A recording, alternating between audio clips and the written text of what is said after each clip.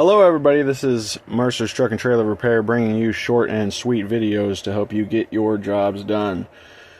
Here's a scenario where you go pick up a trailer, you go to release your brakes and move, and it's not going anywhere.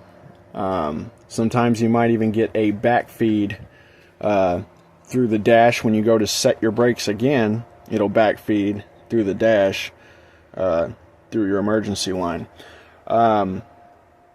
But normally in that case, if you're not going anywhere or it's really slow to release the brakes and you're getting a back feed, it's most likely going to be your spring brake valve.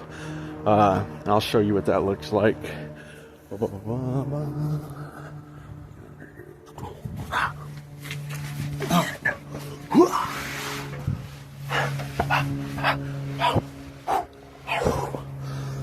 There she is. It's your spring brake valve. Basically, here's your red air line. That'll be coming through your from your red Glad hand.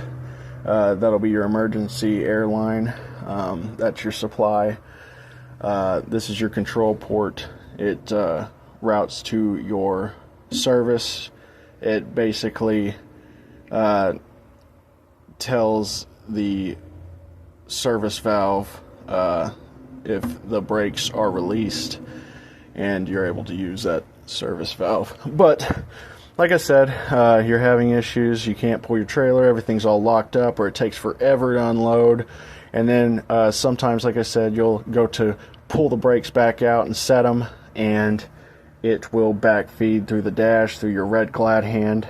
That is typically going to be this right here, your spring brake valve. Another scenario is when you have a bad service valve, your service brake valve, which would be right there. This one's got an ABS unit on it, but your service brake valve can go bad as well, causing your brakes not to release. Basically, when you release the brakes, you're putting air through your service valve as well. A good way to check that would be to look at your brake chamber here. You can tell which one's your service line, because your service line is always going to be closest to your slack adjuster. Okay.